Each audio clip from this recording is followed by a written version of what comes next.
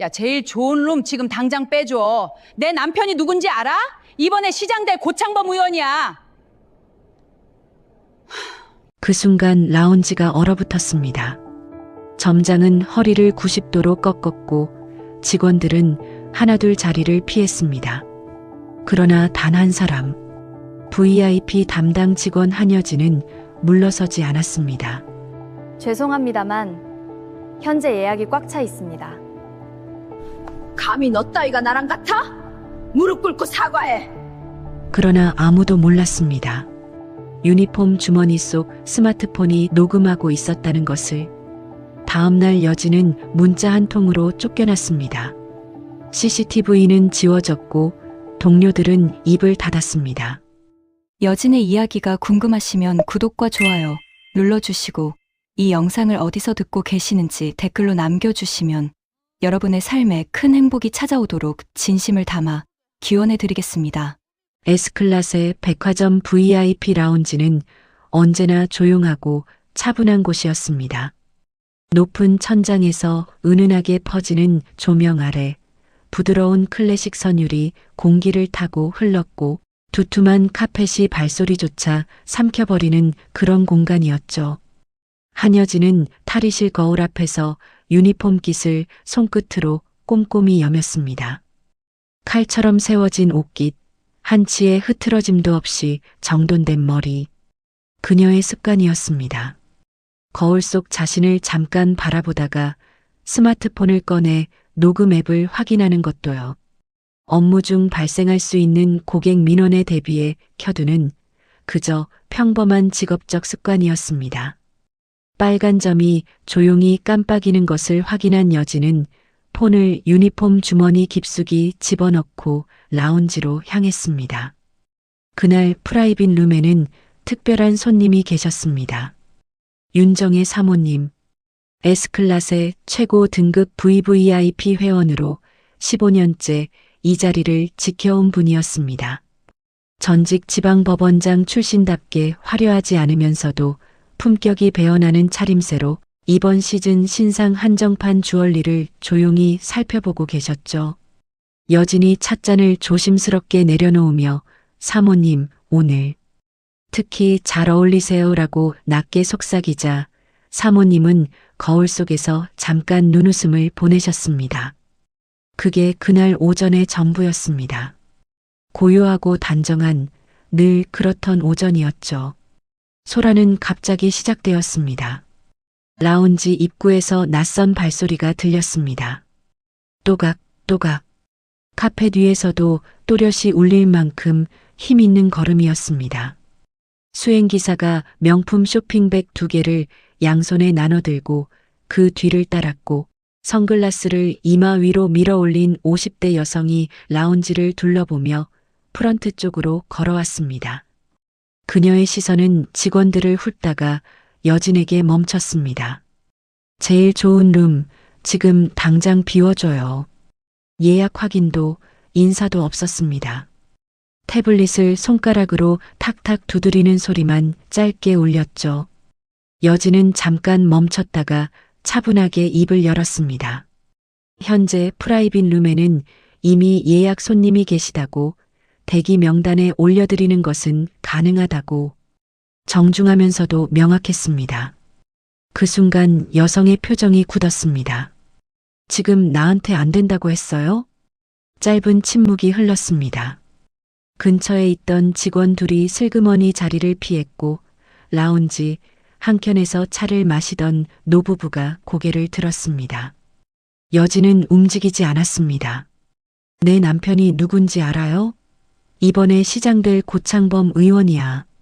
여기 땅 주인이 누구 편인지나 알고 그런 소리예요. 목소리가 라운지 전체에 울렸습니다. 클래식 선율이 그 소리에 묻혔고 카페 뒤 공기가 갑자기 차갑게 굳는 것 같았습니다.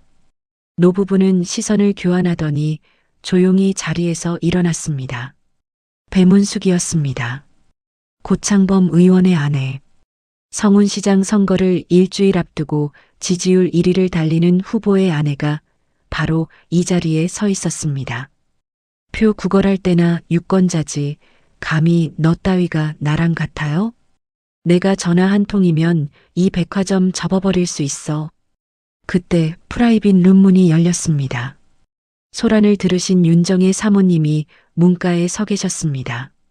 화려한 몸짓도 높은 목소리도 아니었습니다. 그저 조용히 천천히 두 사람을 번갈아 바라보셨죠. 그 눈빛 하나에 배문숙이 처음으로 말을 멈췄습니다. 여기가 어떤 곳인지는 아시고 오신 건가요? 낮고 또렷한 목소리였습니다. 30년 법정을 지켜온 사람의 무게가 그 짧은 한마디에 담겨 있었죠. 배문숙의 입이 잠깐 열렸다가 닫혔습니다. 바로 그때 점장이 달려왔습니다. 숨을 고르지도 못한 채 배문숙을 향해 허리를 90도로 꺾었고 곧바로 윤정의 사모님께도 연신 허리를 굽혔습니다. 죄송합니다, 사모님. 제가 바로 조치하겠습니다. 말은 사모님께 했지만 눈은 배문숙을 향해 있었습니다. 결국 사모님을 룸 안으로 정중히 모시는 것으로 수습을 끝냈죠. 사모님은 아무 말 없이 룸 안으로 들어가셨습니다. 다만 문이 닫히기 직전 여진과 눈이 마주쳤습니다. 짧은 눈빛이었습니다. 점장은 배문숙을 향해 다시 한번 허리를 숙인 다음 여진에게 돌아섰습니다. 한주임, 지금 당장 사과드려요. 여진의 시선이 점장에게 향했습니다. 한 박자, 그리고 또 한 박자. 짧은 침묵이 흘렀습니다. 여진은 배문숙을 향해 고개를 숙였습니다. 차분하고 정확한 사과였습니다. 그러나 배문숙은 만족하지 않았습니다. 그게 사과예요? 진정성이 없잖아. 무릎 꿇고 해요, 무릎. 무릎 꿇으라고. 라운지 안이 완전히 조용해졌습니다. 어디선가 공조기 바람소리만 낮게 울렸습니다. 점장의 눈빛이 여진에게 꽂혔습니다. 그 눈빛이 무슨 뜻인지 여진은 알고 있었습니다. 여진은 천천히, 아주 천천히 무릎을 꿇었습니다. 딱딱한 대리석 바닥의 차가움이 무릎을 통해 올라왔습니다. 아무 소리도 나지 않았습니다. 잔잔한 음악 소리도, 발소리도, 아무것도. 고개를 숙인 채 사과의 말을 이어가는 여진의 목소리만이 그 공간을 채웠습니다. 아무도 보지 못했습니다. 여진의 오른손이 주머니 속으로 살며시 파고드는 것을 스마트폰 화면을 한번 눌렀습니다. 이미 켜져 있던 녹음 앱의 빨간 점이 조용히 변함없이 깜빡이고 있었습니다. 배문숙은 무릎 꿇은 여진의 머리 위에서 내려다보고 있었습니다. 구두코가 여진의 시야 한가운데 자리를 잡은 채로였죠. 이탈리아제 가죽 특유의 광택이 라운지 조명을 받아 반짝였습니다. 목소리가 왜 이렇게 작아요? 제대로 못 들었는데. 여진은 다시 한번 사과했습니다. 배문숙은 여전히 만족스럽지 않다는 듯 팔짱을 끼고 서 있었습니다. 여진은 세 번째 사과를 했습니다. 그 긴 시간 동안 여진의 표정은 흔들리지 않았습니다. 눈도 깜빡이지 않았고 입술도 떨리지 않았습니다. 다만 무릎 아래로 전해지는 대리석 바닥의 차가움만이 시간이 갈수록 깊게 스며들었습니다. 라운지 한켠에서 이 광경을 지켜보던 신입 직원 이소연은 트레이를 양손으로 꽉 쥐고 있었습니다. 입술을 깨물었고 눈가가 붉어졌지만 소리는 내지 않았습니다. 낼 수가 없었습니다. 배문숙은 자리를 잡고 앉으며 손을 가볍게 흔들었습니다. 볼일이 끝났다는 듯한 몸짓이었죠. 그러고는 옆에 선 직원을 향해 아무렇지 않게 말했습니다. 시그니처 티로 주세요. 이건 서비스죠? 여진이 일어서는 동안 배문숙은 이미 핸드백에서 스마트폰을 꺼내 화면을 들여다보고 있었습니다. 방금 전 일은 이미 기억에서 지워진 것처럼요. 그 태어남이 어떤 폭언보다 더 서늘하게 라운지를 채웠습니다. 배문숙은 티를 기다리며 통화를 시작했습니다. 목소리를 낮추지도 않았습니다. 우리 남편 이번에 당선되면 이 백화점 출입 허가도 내가 쥐는 거 다들 알지? 알아서들 해요. 여진은 등을 보인 채 걷고 있었습니다. 그 말이 등 뒤로 와서 박혔지만 발걸음은 멈추지 않았습니다. 유니폼 주머니 속 스마트폰은 여전히 조용히 쉬지 않고 녹음 중이었습니다. 여자 화장실 가장 안쪽 칸. 여진은 문을 잠그고 변기 뚜껑을 내린 채 그 위에 앉았습니다. 스마트폰을 꺼내 이어폰을 꽂고 녹음 파일을 재생했습니다. 처음에는 배문숙의 목소리가 흘러나왔습니다. 내 남편이 누군지 알아요? 그 다음에는 점장의 목소리, 그리고 여진 자신의 목소리가 들렸습니다. 죄송합니다. 한 번, 두 번, 세 번. 이어서 무릎 꿇고 해요라는 배문숙의 말이 선명하게 재생되었습니다. 여진은 재생을 멈추지 않았습니다.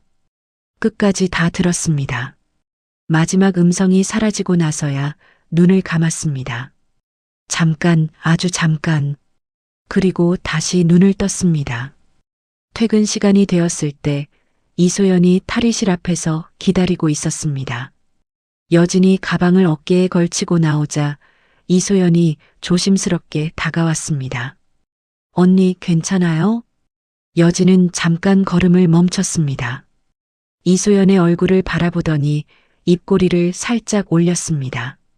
억지로 만들어낸 것 같지는 않았지만 그렇다고 편안한 미소도 아니었습니다. 응, 괜찮아. 그것뿐이었습니다. 여진은 그대로 돌아서서 걸었습니다. 이소연은 그 뒷모습을 한동안 바라보다가 아무 말도 하지 못했습니다. 집에 돌아온 여진은 현관문을 닫고 그 자리에 잠시 서 있었습니다. 불을 켜지 않았습니다. 어둠 속에서 가방을 소파 위에 내려놓고 그 옆에 그대로 주저앉았습니다. 유니폼을 갈아입지도 않은 채였죠. 잠시 후 노트북을 꺼내 무릎 위에 올렸습니다. 녹음 파일을 USB에 담고 개인 클라우드 세 곳에 순서대로 저장하기 시작했습니다. 손끝이 미세하게 떨렸습니다. 자판을 두드리는 소리만 어두운 방 안에 작게 울렸습니다. 첫 번째 저장 완료. 두 번째 저장 완료. 세 번째 저장이 진행되는 동안 스마트폰이 울렸습니다. 엄마였습니다.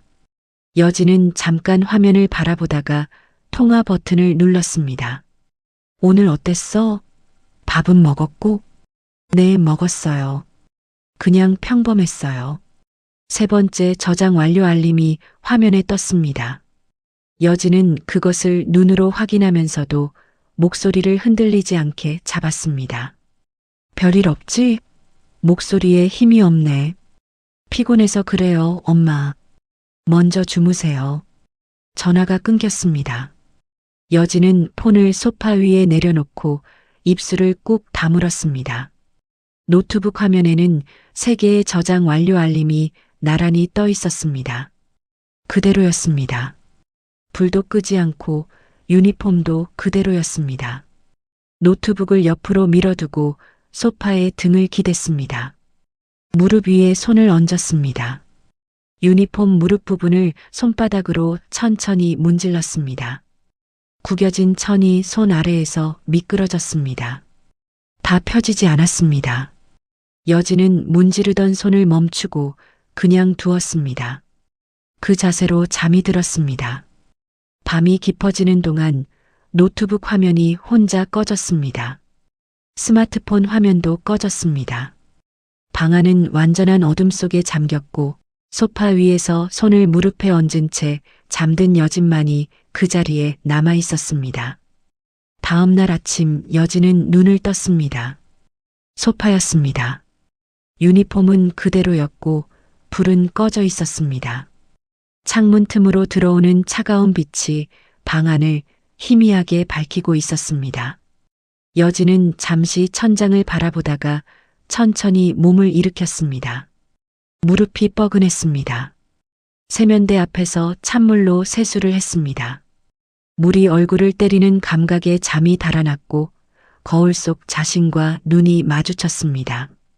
여진은 수건으로 얼굴을 닦고 유니폼을 갈아입었습니다. 그리고 집을 나섰습니다. 출근길은 평소와 같았습니다. 같은 버스, 같은 정류장, 같은 골목이었죠. 그런데 S클래스의 백화점 건물이 눈앞에 들어오는 순간 여진의 발걸음이 멈췄습니다. 유리 외벽에 자신의 모습이 비쳤습니다. 말끔한 유니폼, 단정하게 묶은 머리. 어제와 똑같은 모습이었습니다.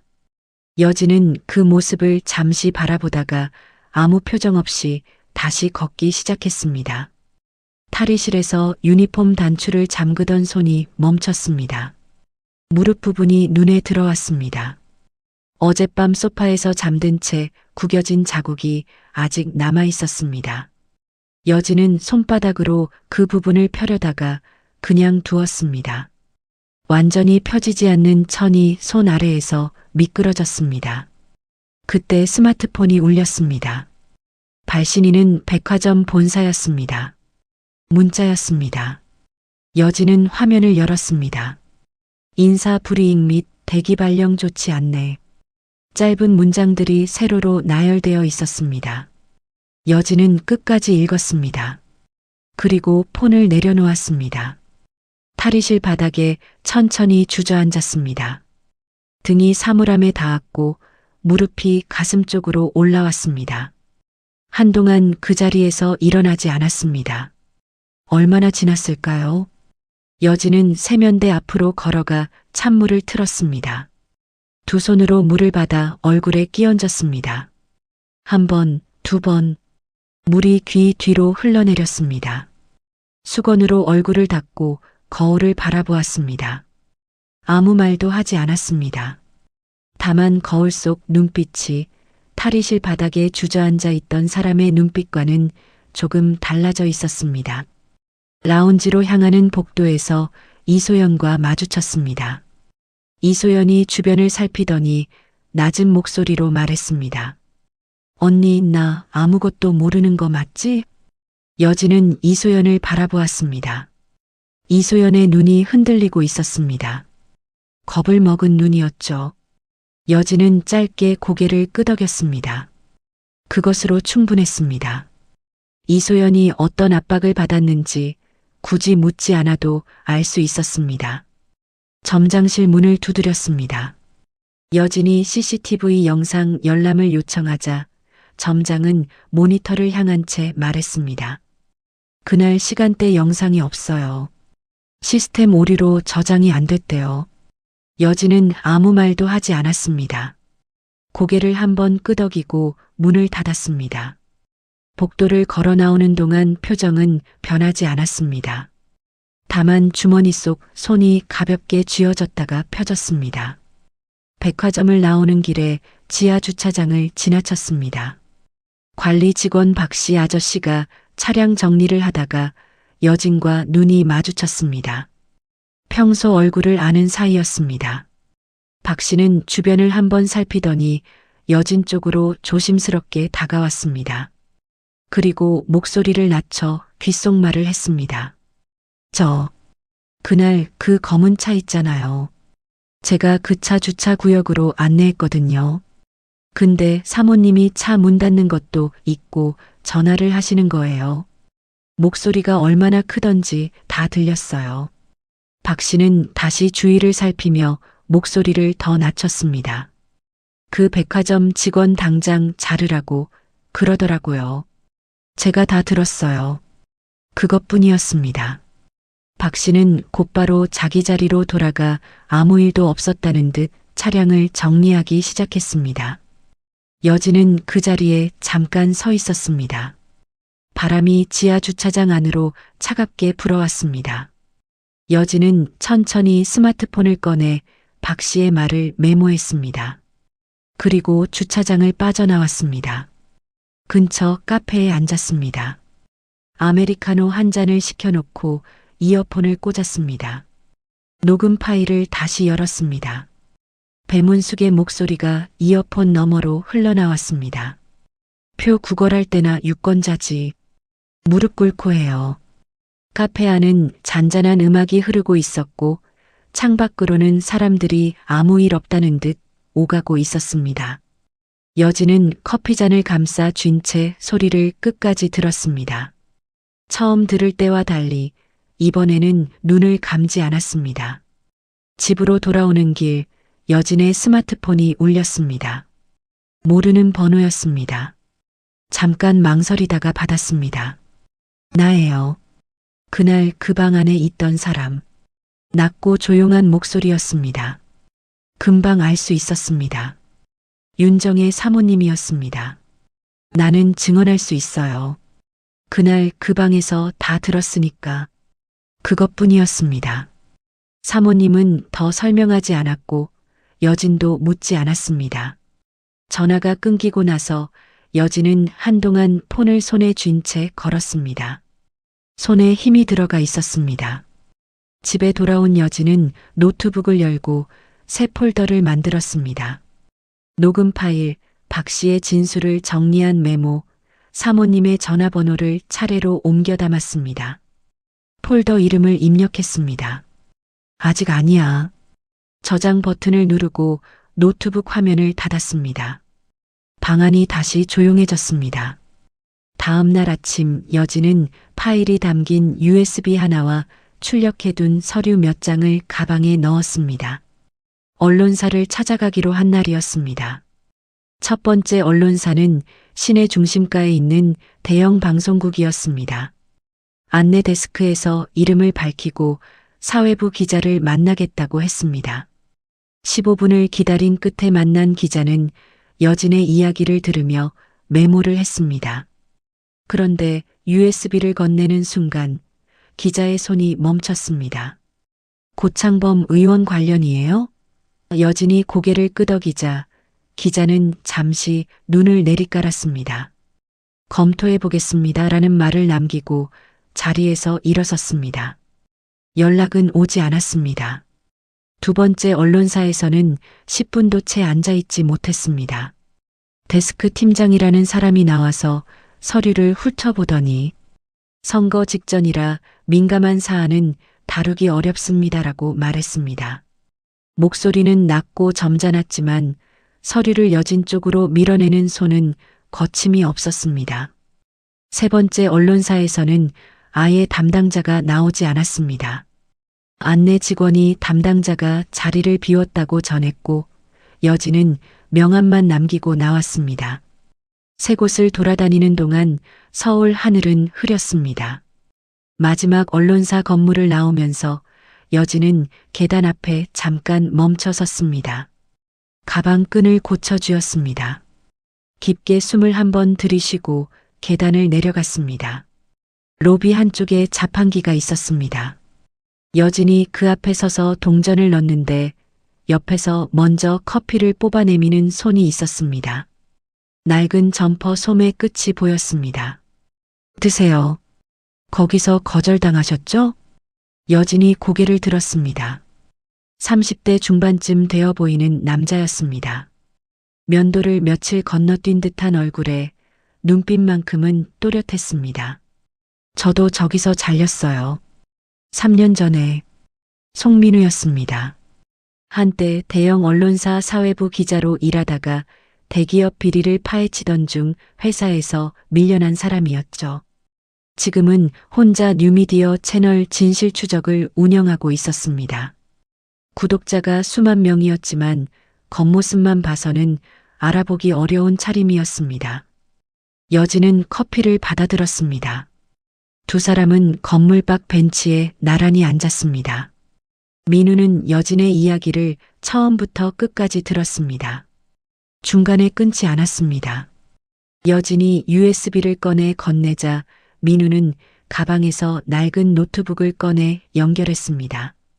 녹음 파일이 재생되는 동안 민우는 화면을 바라보며 아무 말도 하지 않았습니다. 배문숙의 목소리가 끝나고 박 씨의 진술 메모까지 읽고 나서야 그가 입을 열었습니다. 이거 단순 갑질이 아니에요. 낮게 중얼거리는 목소리였습니다. 여진을 바라보는 눈빛이 달라져 있었습니다. 민우의 작업실은 낡은 오피스텔 건물 5층에 있었습니다. 엘리베이터도 없는 곳이었죠. 문을 열자 좁은 공간 가득 벽에 종이들이 붙어 있었습니다. 고창범 의원의 사진, 선거 자금 흐름을 표시한 도표, 날짜별로 정리된 메모지들이 빼곡했습니다. 여진은 천천히 그것들을 훑어보았습니다. 이걸 혼자 했어요? 네, 3년째요. 민우는 자료 더미 사이에서 파일 하나를 꺼냈습니다. 고창범의 불법 정치자금 흐름을 정리한 것이었습니다. 테이블 위에 펼쳐놓고 여진의 블랙박스 복원 파일과 나란히 놓았습니다. 두 사람은 함께 들여다보았습니다. 민우가 손가락으로 특정 항목을 짚었습니다. 여기, 이 시점이랑 여기 입금 내역이 맞아 떨어져요. 여진은 그 부분을 오래 바라보았습니다. 민우가 3년 동안 혼자 쌓아온 것과 여진이 며칠 동안 모은 것이 테이블 위에서 하나의 그림으로 이어지고 있었습니다. 작업을 계속하다 보니 어느새 밤이 깊어 있었습니다. 민우는 모니터를 들여다보며 자료를 정리하고 있었고 여진은 그 옆에서 서류를 분류하다가 어느 순간 고개가 옆으로 기울었습니다. 이틀째 제대로 잠을 자지 못한 탓이었습니다. 눈꺼풀이 무거워지더니 그대로 잠이 들었습니다. 민우가 그쪽을 힐끗 보았습니다. 여진은 서류를 손에 쥔 채 잠들어 있었습니다. 민우는 자리에서 일어나 점퍼를 벗었습니다. 소리나지 않게 여진의 어깨 위에 살며시 덮었습니다. 그리고 아무 말 없이 다시 모니터 앞으로 돌아가 앉았습니다. 다음 날 세 사람이 한자리에 모였습니다. 여진과 민우 그리고 윤정의 사모님이었습니다. 사모님의 자택은 조용한 주택가 안쪽에 있었습니다. 단정하게 정돈된 거실에 차 한 잔씩을 앞에 두고 앉았습니다. 사모님은 여진과 민우의 이야기를 듣고 나서 잠시 찻잔을 바라보셨습니다. 그러고는 옆방을 향해 말씀하셨습니다. 오 변호사 나와봐요. 안쪽 방에서 60대 초반의 남자가 나왔습니다. 오재원 변호사였습니다. 사모님의 오랜 지인이라고 했습니다. 그는 여진의 서류를 받아들고 읽기 시작했습니다. 녹음 파일 설명을 듣더니 안경을 고쳤으며 말했습니다. 업무 중 상시 녹음이면 증거 능력 충분합니다. 법적으로 문제 없어요. 여진은 그 말을 듣고 찻잔을 두 손으로 감쌌습니다. 따뜻한 온기가 손바닥을 타고 천천히 퍼졌습니다. 처음으로 입꼬리가 아주 조금 올라갔습니다. 돌아오는 길, 민우와 여진은 나란히 걸었습니다. 민우가 먼저 물었습니다. 언제 터뜨릴 거예요? 여진은 걸음을 멈추지 않은 채 가방에서 수첩을 꺼냈습니다. 선거 날짜가 적힌 페이지를 펼쳤습니다. 그 전날 칸에 볼펜으로 동그라미를 그렸습니다. 때가 있어요. 수첩에 그려진 동그라미가 선명했습니다. 선거 전날. 여진은 수첩을 가방에 넣고 다시 걷기 시작했습니다. 민우는 그 옆에서 아무 말 없이 걸음을 맞췄습니다. 그로부터 사흘이 지났습니다. 이상한 낌새를 처음 느낀 것은 아침이었습니다. 집을 나서려고 현관문을 열었을 때 화분이 눈에 걸렸습니다. 늘 문 오른쪽에 놓여있던 작은 화분이 왼쪽으로 옮겨져 있었습니다. 여진은 잠깐 그것을 바라보다가 우편함을 열었습니다. 안에 봉투가 하나 있었습니다. 이름도 발신인도 없는 봉투였습니다. 안을 열자 여진의 SNS에서 가져온 것이 분명한 사진 한 장이 나왔습니다. 반으로 찢겨 있었고 그 위에 빨간 펜으로 글씨가 적혀 있었습니다. 알고 있다.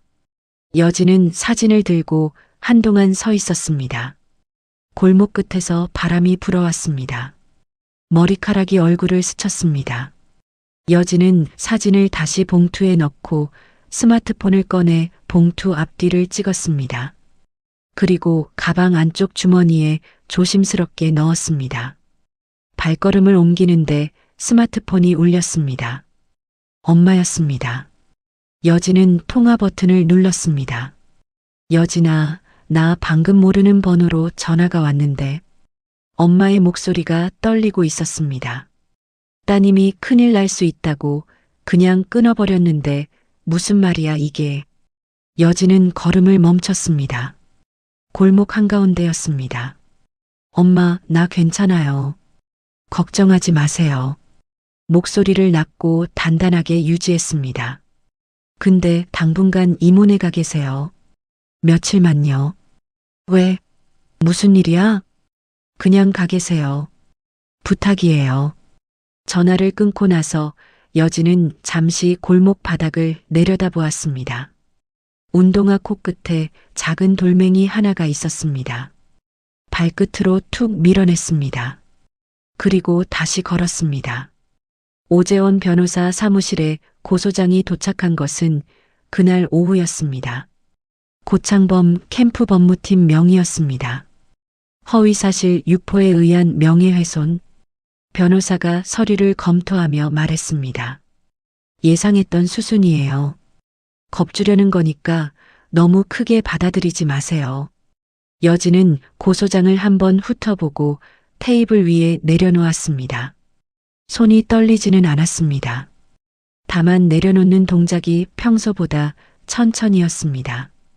그날 저녁 민우에게서 연락이 왔습니다. 채널에 악성 댓글이 쏟아지고 있다고 했습니다. 내용이 모두 비슷했습니다.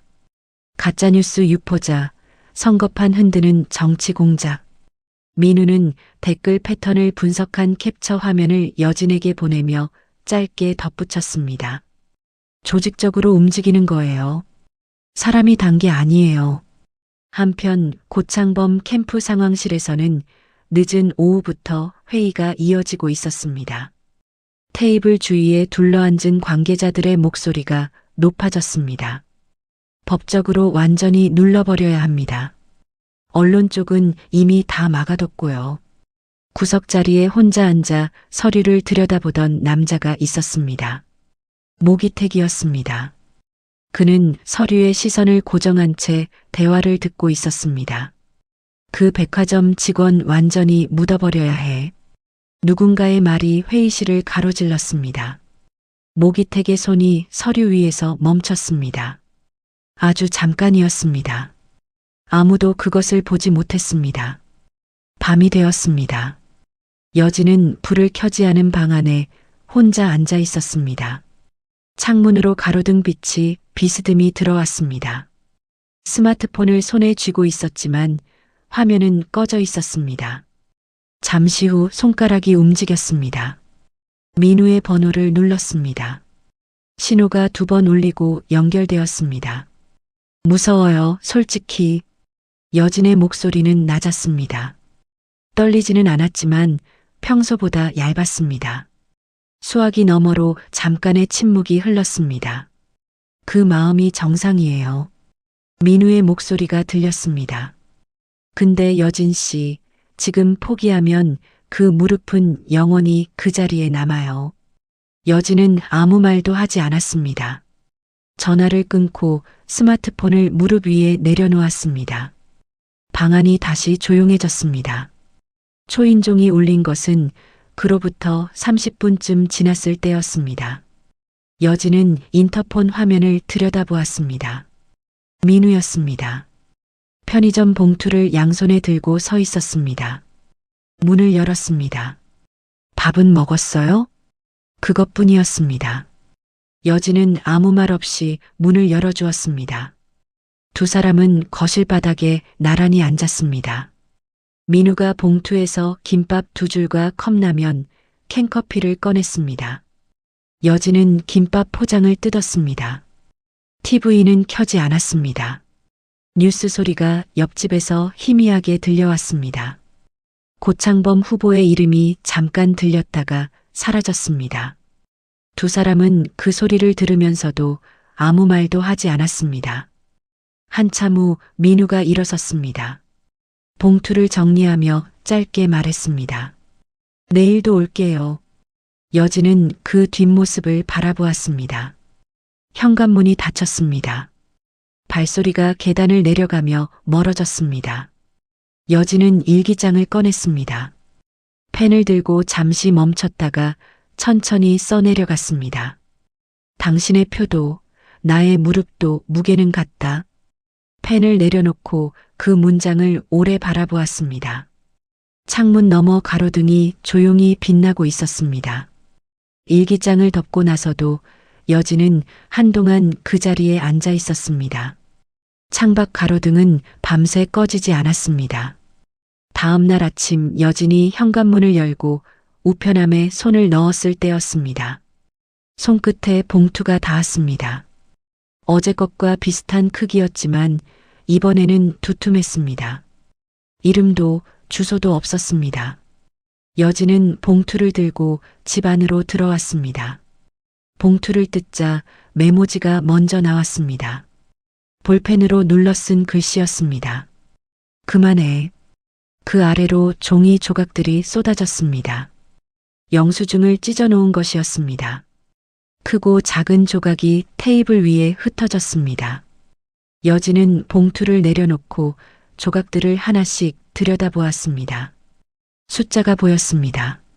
날짜가 보였습니다. 그리고 무언가의 이름이 적힌 글자 조각들이 보였습니다. 그것만으로는 무엇인지 알 수 없었습니다. 여진은 민우에게 전화했습니다. 민우가 도착한 것은 1시간도 되지 않아서였습니다. 점퍼 차림으로 숨을 약간 몰아쉬며 들어온 그는 테이블 위 조각들을 보자마자 가방을 내려놓고 바로 앉았습니다. 두 사람은 말없이 조각을 맞추기 시작했습니다. 쉽지 않았습니다. 조각이 작은 데다 찍힌 방향이 제각각이었습니다. 민우가 두 조각을 맞대어 보다가 내려놓고 여진이 다른 조각을 집어들었습니다. 테이블 위에서 손이 오가는 소리만 조용히 났습니다.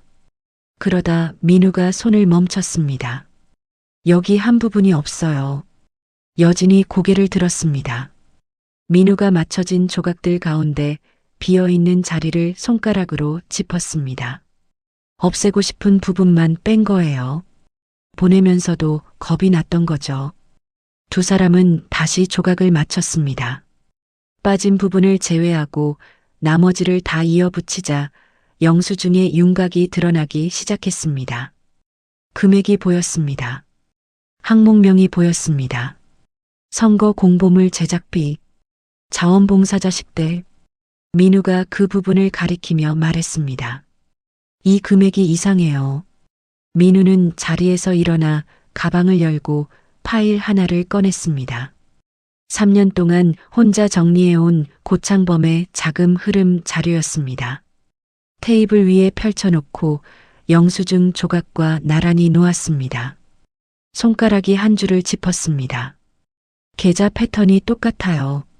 목소리가 낮았지만 그 안에 무언가가 팽팽하게 담겨져 있었습니다. 여진은 두 자료를 번갈아 바라보았습니다. 백화점에서 있었던 일을 덮기 위해 쓴 돈이 선거 캠프의 공식 지출로 처리되어 있었습니다. 갑질 입막음 비용이 선거 공보물 제작비가 되고 점장에게 건넨 돈이 자원봉사자 밥값이 되어 있었습니다. 오재원 변호사를 부른 것은 그날 오후였습니다. 변호사는 맞춰진 영수증 조각들을 사진으로 찍고 자료와 대조하며 한동안 말이 없었습니다. 그러다 안경을 벗어 닦으며 입을 열었습니다. 이게 사실로 확인되면 선거법 위반의 횡령까지 걸립니다. 단순한 갑질 사건이 아니에요. 방안이 조용해졌습니다. 세 사람은 잠시 아무 말도 하지 않았습니다. 민우가 먼저 입을 열었습니다.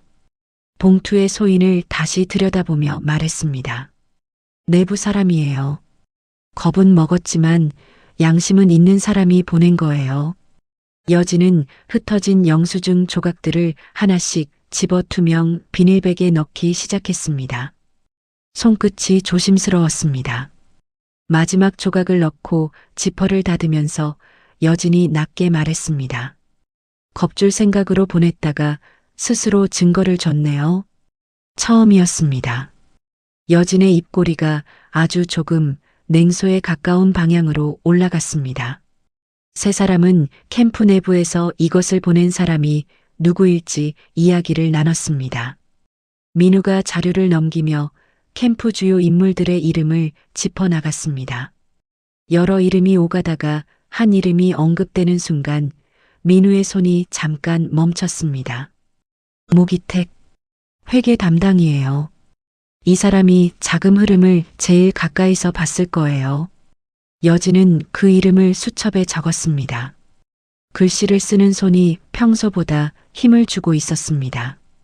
변호사가 돌아간 뒤 민우는 노트북을 열고 채널 관리 페이지에 접속했습니다. 잠시 망설이는 기색이 있었습니다. 그러다 짧은 문장 하나를 입력하고 게시 버튼을 눌렀습니다. 곧 공개됩니다. 그것뿐이었습니다. 설명도 예고편도 없었습니다. 민우가 노트북 화면을 여진 쪽으로 돌렸습니다.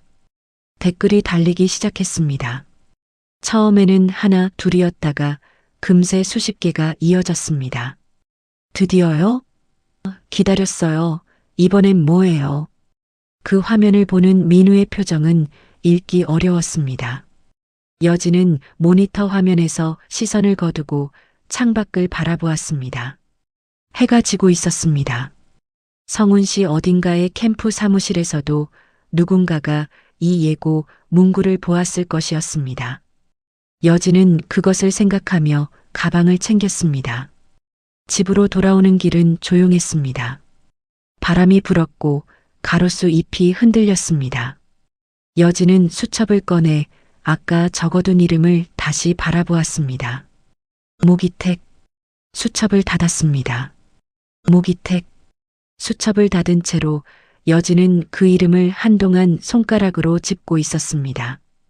그날 밤부터 이틀이 더 지났습니다. 민우의 채널에 올라온 예고 문구는 조회수가 빠르게 올라가고 있었습니다. 댓글은 하루가 다르게 늘었고 고창범 캠프 쪽에서는 아무런 반응이 없었습니다. 그 침묵이 오히려 더 무거웠습니다. 민우에게 문자가 온 것은 새벽 3시 52분이었습니다. 한강변 주차장 B구역. 새벽 4시. 혼자 오세요. 발신인은 저장되지 않은 번호였습니다. 민우는 잠에서 깨어 화면을 2번 읽었습니다. 그리고 여진에게 전화를 걸었습니다. 문자 받았어요. 한강변으로 가야 할 것 같아요. 여진의 목소리는 잠기지 않았습니다. 같이 가요. 혼자는 위험해요. 민우는 잠시 말이 없었습니다. 차에서 기다려요. 그것으로 통화는 끝났습니다. 새벽 한강변 주차장은 가로등 몇 개만 켜져 있었습니다. 주차된 차가 드문드문 있었고 강바람이 차갑게 불어왔습니다. 민우가 차에서 내렸습니다. 여진은 조수석에 앉아 창문 너머로 주차장을 살폈습니다. B구역 표지판 아래에 사람이 서 있었습니다. 후드를 깊게 눌러 쓴 채로였습니다. 키는 보통이었고 어깨가 약간 구부정했습니다. 민우가 그쪽으로 걸어가자 남자가 고개를 들었습니다. 연신 주위를 살피는 눈빛이었습니다. 손이 후드 주머니 안에서 움직이는 것이 보였습니다. 기자 맞죠? 송민우 기자. 목소리가 낮고 빠르게 나왔습니다. 맞아요. 남자가 한 번 더 주위를 둘러보았습니다. 그리고 말했습니다. 저 오래 못 버텨요. 이미 저 의심받고 있어요. 모기택이었습니다. 고창범 선거 캠프의 회계 담당자. 영수증 조각들을 봉투에 넣어 여진의 우편함에 밀어 넣었던 그 손의 주인이었습니다. 가까이서 보니 눈 아래가 거뭇했고 면도를 며칠은 건너뛴 얼굴이었습니다. 잠을 제대로 자지 못한 사람의 얼굴이었죠. 그가 후드 주머니에서 USB 하나를 꺼냈습니다. 민우가 받아들었습니다. 장부가 다 들어있어요. 실제 이체 내역이랑 계좌번호까지요. 민우는 USB를 손안에서 꽉 쥐었습니다. 차가운 새벽 공기 속에서 그 작은 물건의 무게가 손바닥에 느껴졌습니다. 민우가 차로 돌아와 노트북을 꺼내 연결했습니다. 파일이 열리는 동안 두 사람은 말이 없었습니다. 화면에 숫자들이 펼쳐졌습니다. 날짜, 계좌번호, 금액, 항목명. 민우는 자신이 3년 동안 추적해온 자료를 머릿속으로 대조했습니다. 손가락이 화면 위를 조심스럽게 움직였습니다. 이게 맞아 떨어지면 고창범 끝이에요. 낮게 중얼거리는 소리였습니다. 여진은 그 말을 들으며 창밖의 모기택을 바라보았습니다. 그는 여전히 비구역 표지판 옆에 서서 주위를 살피고 있었습니다. 민우가 다시 차에서 내렸습니다. 모기택 앞에 섰습니다. 어떻게 된 건지 말해줄 수 있어요? 모기택은 입술을 한번 꾹 다물었다가 천천히 열었습니다. 저도 처음엔 그냥 회계 담당자였어요. 숫자 맞추는 사람이었죠. 근데 배 사모님 그날 일 무마하는데 제 계좌가 쓰인 걸 저는 나중에 알았어요. 제 이름으로 된 계좌에서 돈이 나갔는데 전사인을 한 적도 없었어요. 목소리가 떨리지는 않았습니다. 그러나 말이 끝날 때마다 숨을 한 번씩 고르는 것이 보였습니다. 여진이 차 문을 열고 내렸습니다. 모기택과 눈이 마주쳤습니다. 처음 보는 얼굴이었지만 여진은 먼저 고개를 숙였습니다. 짧고 조용한 인사였습니다. 모기택은 시선을 피했습니다. 그러다가 천천히 여진과 같은 방향으로 고개를 숙였습니다. 아무도 말을 하지 않았습니다. 강바람이 세 사람 사이를 지나갔습니다. 모기택이 다시 입을 열었습니다. 방송 나가고 나면 저 자수할게요. 그 전까지만 시간 주세요. 그것뿐이었습니다. 그는 후드를 다시 여미고 주차장 안쪽으로 걸어갔습니다. 어둠 속으로 뒷모습이 사라졌습니다. 발소리도 곧 들리지 않았습니다. 민우와 여진은 차 안으로 들어왔습니다. 노트북 화면이 아직 켜져 있었습니다. 숫자들이 빼곡하게 나열된 장부 파일이었습니다. 두 사람은 나란히 그 화면을 바라보았습니다. 아무 말이 없었습니다. 창밖으로 한강이 보였습니다. 강물은 소리 없이 흘렀고 건너편 불빛들이 수면 위에서 흔들렸습니다. 동쪽 하늘 끝이 아주 조금씩 밝아오고 있었습니다. 새벽이 오고 있었습니다. 여진이 가방에서 수첩을 꺼냈습니다. 페이지를 넘겨 선거 전날 날짜에 그려둔 동그라미를 손가락으로 짚었습니다. 그리고 조용히 말했습니다. 이제 됐어요. 그 말이 차 안에 잠시 머물렀습니다. 민우는 노트북 화면을 닫았습니다. 두 사람은 한동안 아무 말 없이 앞을 바라보았습니다. 강물은 여전히 소리 없이 흘렀고 동쪽 하늘은 조금씩 더 밝아오고 있었습니다. 선거 전날이었습니다. 민우의 작업실에 세 사람이 모인 것은 그날 오후 2시였습니다. 여진, 민우, 오재원 변호사였습니다. 테이블 위에는 그동안 모아온 것들이 나란히 놓여 있었습니다. 녹음 파일이 저장된 USB, 박 씨의 진술을 정리한 메모, 맞춰놓은 영수증 조각이 담긴 비닐백, 그리고 모기택이 건네준 USB, 4가지였습니다. 여진은 그것들을 하나씩 바라보았습니다. 며칠 사이에 모인 것들이었지만 테이블 위에 나란히 놓이니 생각보다 무겁게 보였습니다. 오재원 변호사가 서류를 정리하며 말했습니다. 방송이 시작되는 순간 캠프 쪽에서 가처분 신청을 넣을 수 있어요. 방송 중단 명령이죠. 제가 그쪽을 맡겠습니다. 두 분은 방송에만 집중하세요.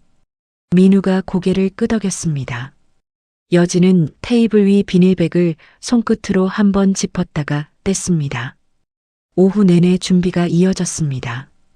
민우는 방송 순서를 정리했습니다.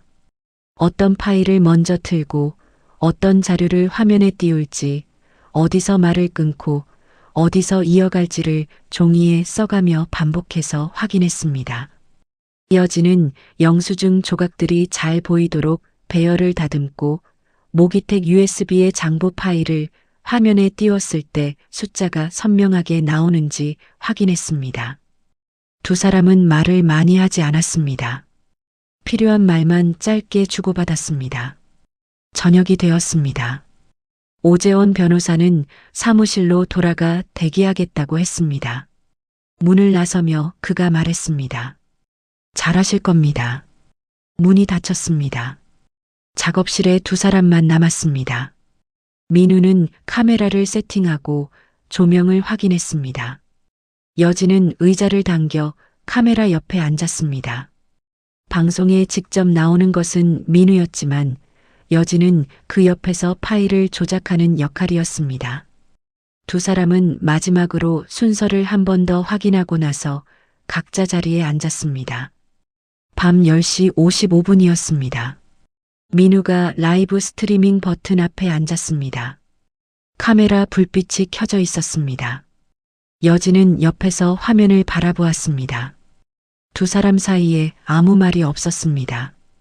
작업실 창문 너머로 성훈 씨의 밤거리가 보였습니다. 내일이면 저 거리 곳곳에 투표소가 열릴 것이었습니다. 그 시각 성훈 씨 외곽의 조용한 주택가에서 불이 켜진 서재가 있었습니다. 윤정의 사모님이었습니다. 혼자 앉아 태블릿 화면을 응시하고 계셨습니다.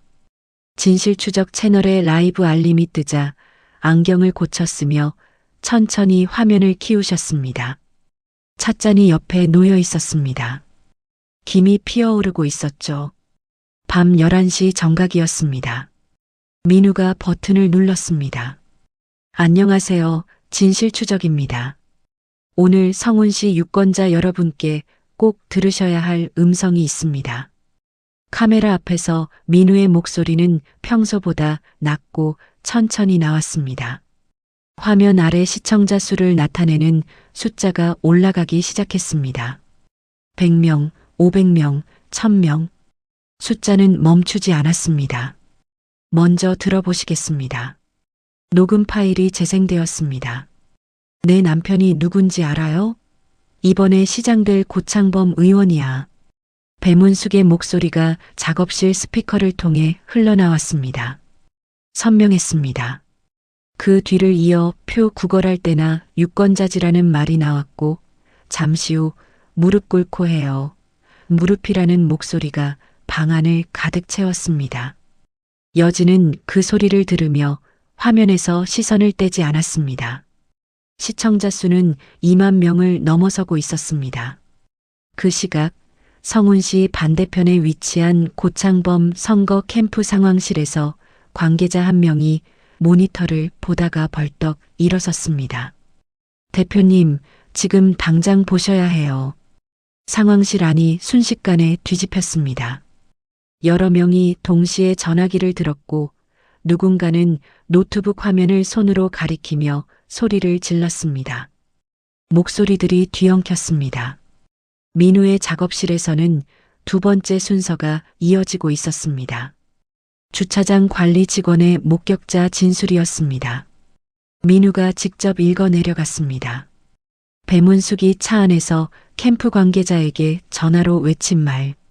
그 백화점 직원 당장 잘라버려. 당장. 댓글창이 빠르게 올라가기 시작했습니다. 화면을 따라잡을 수 없을 만큼 빠른 속도였습니다. 세상에, 이게 진짜예요? 믿을 수가 없다는 말들이 쉬지 않고 올라왔습니다. 시청자 수는 50만을 향해 달리고 있었습니다. 민우가 카메라를 바라보며 말을 이었습니다. 다음은 이 사건의 뒷돈이 어디로 흘러갔는지 보여드리겠습니다. 화면에 장부 파일이 펼쳐졌습니다. 날짜, 계좌번호, 금액, 그리고 허위로 기재된 항목명들이 화면을 가득 채웠습니다. 민우가 하나씩 짚어가며 설명했습니다. 갑질 입막음 비용이 선거 공보물 제작비로 점장에게 건넨 돈이 자원봉사자, 식대로 처리된 내역이었습니다. 찢어진 영수증 조각을 맞춘 사진도 화면에 올라왔습니다. 서버 마비 경고 알림이 떴습니다. 시청자 수가 100만을 넘어섰습니다. 윤정의 사모님의 서재에서 무릎 꿇고 해오라는 음성이 다시 한번 흘러나왔습니다. 사모님은 그 순간 찻잔을 천천히 내려놓으셨습니다. 눈을 감으셨습니다. 아주 잠깐이었습니다. 다시 눈을 뜨고 화면을 바라보셨습니다. 아무 말씀도 하지 않으셨습니다. 새벽 1시가 되었습니다. 고창범 후보가 긴급 기자회견을 열었습니다. 카메라 앞에 선 그의 얼굴은 굳어 있었습니다. 악마의 편집이자 명백한 정치적 공작입니다. 선거를 앞두고 저를 음해하려는 세력이 꾸며낸 것임을 분명히 밝힙니다. 목소리는 높았지만 그것뿐이었습니다. 기자들의 질문이 쏟아졌습니다. 녹음 파일 속 목소리가 배우자분 맞습니까? 고창범은 입을 열었다가 닫았습니다. 마이크 앞에서 그 침묵이 고스란히 중계되었습니다. 민우의 작업실에서 여진은 그 기자회견 화면을 바라보고 있었습니다. 민우가 라이브를 마무리하고 카메라를 끄자 작업실이 갑자기 조용해졌습니다. 두 사람은 나란히 앉은 채로 한동안 움직이지 않았습니다. 창밖 성운 씨의 밤거리에는 불빛들이 여전히 켜져 있었습니다. 몇 시간 후면 투표소가 열릴 것이었습니다.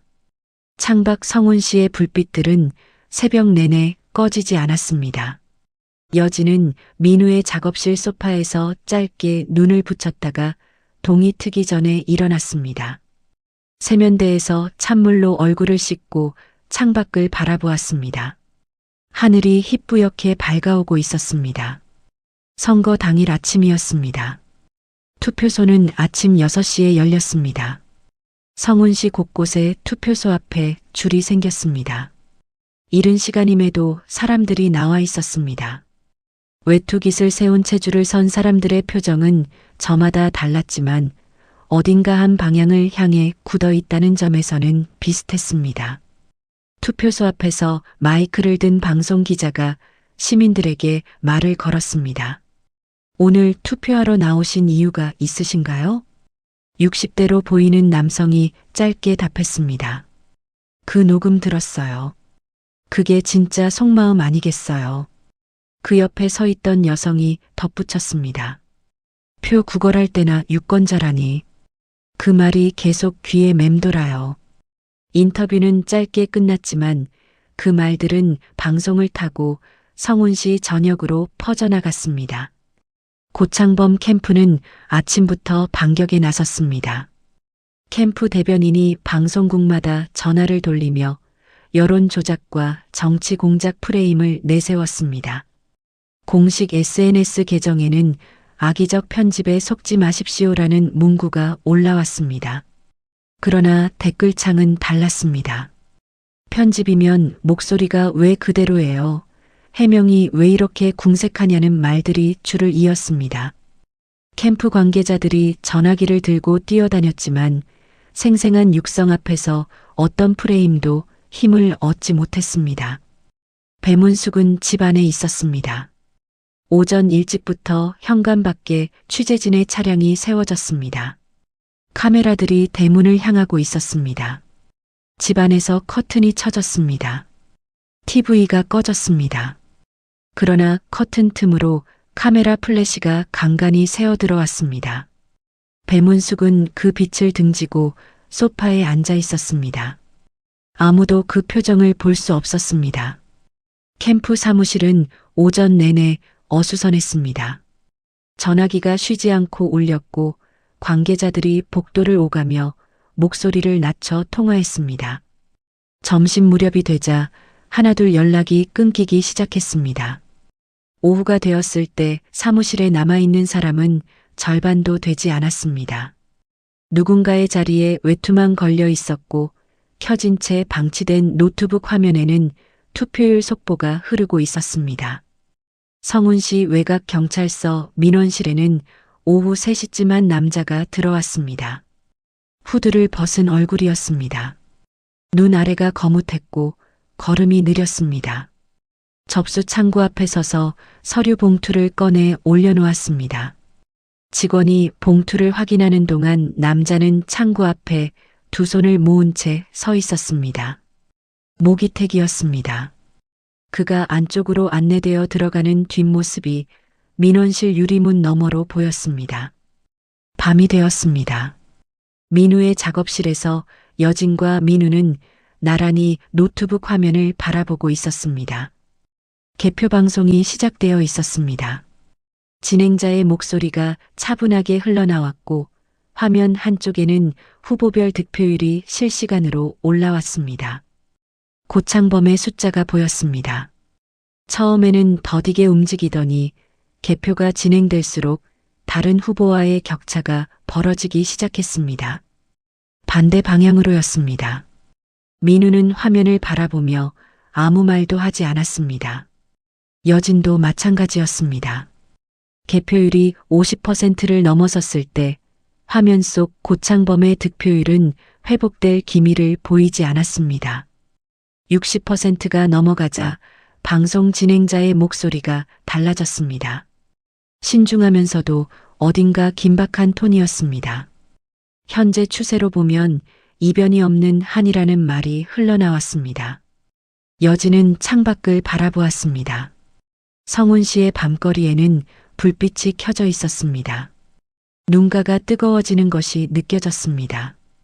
여진은 눈을 한번 깜빡이고 시선을 화면으로 돌렸습니다. 입술을 꾹 다물었습니다. 개표율 80%, 방송이 당선 유력을 알렸습니다. 고창범이 아닌 다른 후보의 이름이었습니다. 화면 아래 자막이 빠르게 지나갔습니다. 고창범 후보, 사실상 낙선 확정. 캠프 사무실 화면이 꺼졌습니다. 누군가 스위치를 내린 것인지 아니면 저절로 꺼진 것인지 알 수 없었습니다. 불이 꺼진 사무실에 남은 것은 접어놓은 선거 현수막과 정리되지 않은 서류 더미뿐이었습니다. 여진은 스마트폰을 꺼냈습니다. 저장 폴더를 열었습니다. 아직 아니야라는 이름이 화면에 떠 있었습니다. 여진은 그 이름을 손가락으로 길게 눌러 이름 변경 창을 열었습니다. 글자를 지우고 새로 입력했습니다. 됐다. 저장 버튼을 눌렀습니다. 화면이 바뀌었습니다. 여진은 폰을 무릎 위에 내려놓았습니다. 민우가 그쪽을 바라보았습니다. 여진은 화면을 향한 채로 있었습니다. 눈가가 붉어져 있었지만 눈물은 흐르지 않았습니다. 그냥 그 자리에 그렇게 앉아 있었습니다. 창밖에서 바람이 불었습니다. 성운 씨의 밤은 조용했습니다. 그러나 그 조용함은 오래가지 않았습니다. 낙선이 확정된 다음 날 아침부터 수사는 빠르게 움직였습니다. 국회의원 임기가 남아 있었다면 면책 특권이 있었겠지만 시장 선거에 출마하며 의원직을 내려놓은 고창범에게는 그것이 없었습니다. 선거법 위반과 비자금 조성 혐의였습니다. 수사관들이 캠프 사무실과 고창범의 자택을 동시에 압수수색했습니다. 이미 불이 꺼진 사무실에서 서류 더미와 컴퓨터가 박스에 담겨 나왔습니다. 고창범이 포토라인에 선 것은 그로부터 며칠 후였습니다. 카메라 플래시가 한꺼번에 터졌습니다. 그는 고개를 숙인 채 걸었습니다. 청렴한 서민 후보를 자처하며 시장 바닥을 누비던 사람의 걸음이 아니었습니다. 플래시 세례 속에서 그 뒷모습은 그저 작아 보였습니다. 배문숙의 재판은 별도로 진행되었습니다. 강요죄, 업무방해, 공동협박. 3가지 혐의였습니다. 법정에 들어서는 날 배문숙은 법복을 입은 판사 앞에 섰습니다. 재판이 진행되는 동안 그녀는 정면을 바라보았습니다. 표정을 읽기 어려웠습니다. 그러나 선고가 내려지는 순간 그 표정이 처음으로 흔들렸습니다. 실형이었습니다. 법정 방청석에 윤정의 사모님이 앉아 계셨습니다. 조용한 자리였습니다. 사모님은 재판 내내 말씀이 없으셨습니다. 선고가 끝나고 배문숙이 수갑을 차는 순간 사모님과 배문숙의 눈이 잠깐 마주쳤습니다. 배문숙의 시선이 먼저 흔들렸습니다.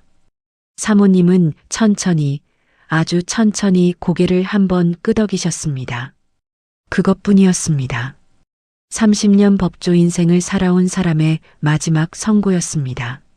수갑을 찬 배문숙이 법정을 나섰습니다. 카메라들이 그 순간을 담았습니다.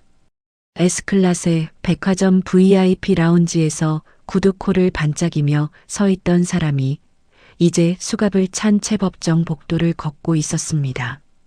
백화점 점장과 본사 임원들에 대한 소식은 뉴스 자막으로 흘러나왔습니다.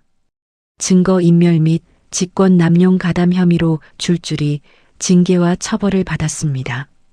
자막은 짧게 지나갔지만 그것으로 충분했습니다. 여진은 그 뉴스를 보지 않았습니다. 그날 그녀는 백화점에 있었습니다.